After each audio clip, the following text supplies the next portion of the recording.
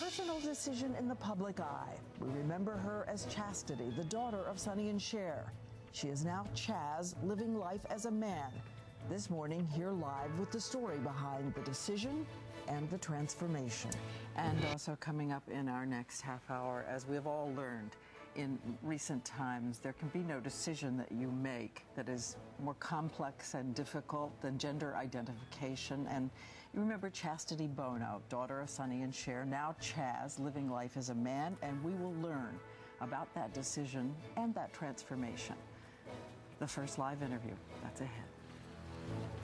Now to a GMA exclusive. The American Psychological Association estimates that 1 in 30,000 biological females in Western countries have undergone a sex change.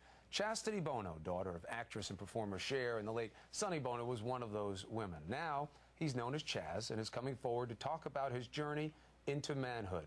This is a GMA exclusive. Here's our own very special guest. Tonight and every night. Our little girl, Chastity. Say goodnight. Now's the time. Good night, everybody. God bless you. We knew her as Chastity Bono, the only daughter of the legendary Sonny and Cher, sharing the stage with her famous parents in the 70s. Now, that same little girl has changed not only her name, but also her sex. Chaz Bono is 8 months into a 4 to 5 year process of becoming a man. So far, he's received hormone treatments and surgery to remove both breasts. The treatments have resulted in his voice deepening. He even has to shave his face. These exclusive photos give us the first glimpse into Chaz's life since the surgery, joined at home with his girlfriend Jennifer and their 3 dogs. I got you, babe. Chaz says while growing up as a little girl, he always felt more like a boy.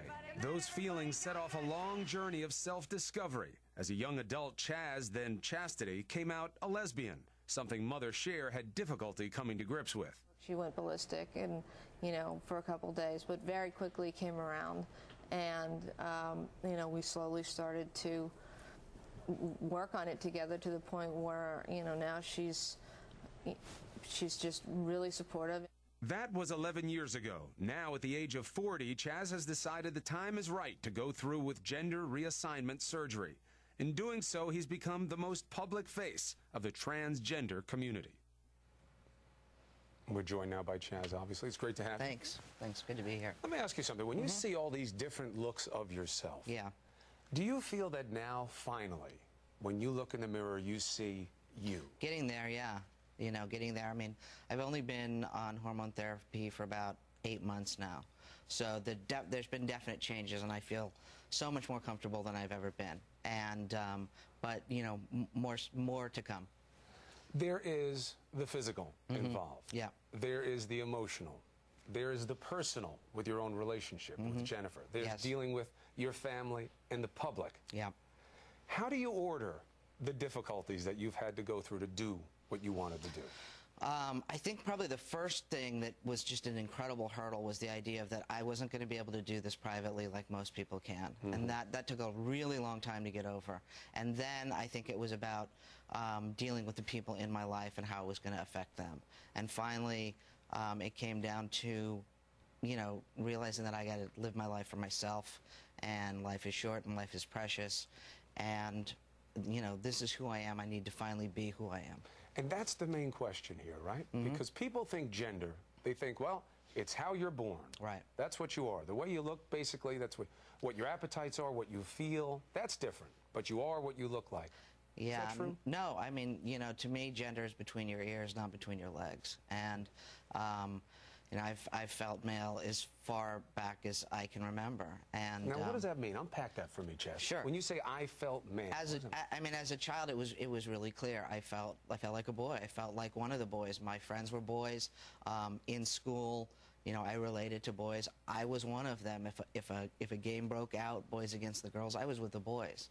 And then as you get older, it gets more confusing because suddenly there's more pressure to fit into your assigned gender identity, and so it becomes really confusing. And a lot of F to M's, female to male transgender people, end up doing a stint in the lesbian community, because it just kind of makes sense, and that's what happened to me. I mean, at 13, 14, I was real clear at that point that I was attracted to women, and so it was like, attracted to women, I am a woman, I guess I'm a lesbian, and but that's the simple answer, right? That's the simple answer. Because who you're attracted to, you're saying, has nothing to do with your gender identity, and a lot of people find that really confusing, but they're two completely different things.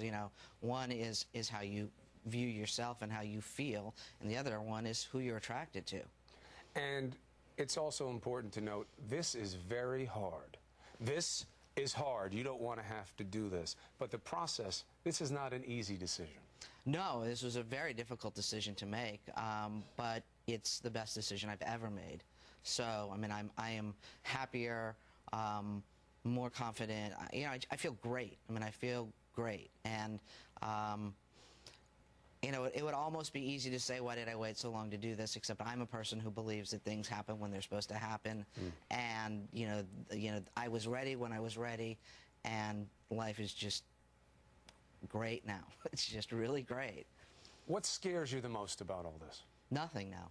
Absolutely nothing. Now, meaning why? Meaning, I needed to work through the things that scared me in order to start this journey.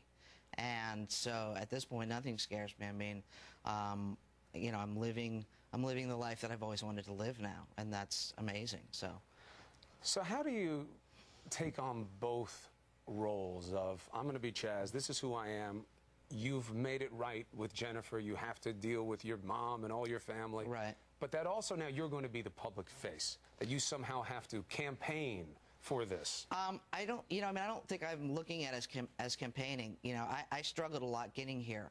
If by being public about it, other people can see this and not have to struggle quite as much as I did, then I'm really happy to do that. And if I can, help make things easier legislation-wise, I'm happy to do that as well. I mean, I've been an activist in the LGBT community for a long time. I don't really think that anything's changed. I'll continue to do this. I'm just a little bit more focused on the T now than I was on the L and the G. That's a good way to put it. Well, Chaz, if you're happy, we're happy for you. Great, thank you. It's very nice to meet you. Nice meeting you, too. I appreciate you taking the opportunity. Absolutely, it's my pleasure. Chaz Bono.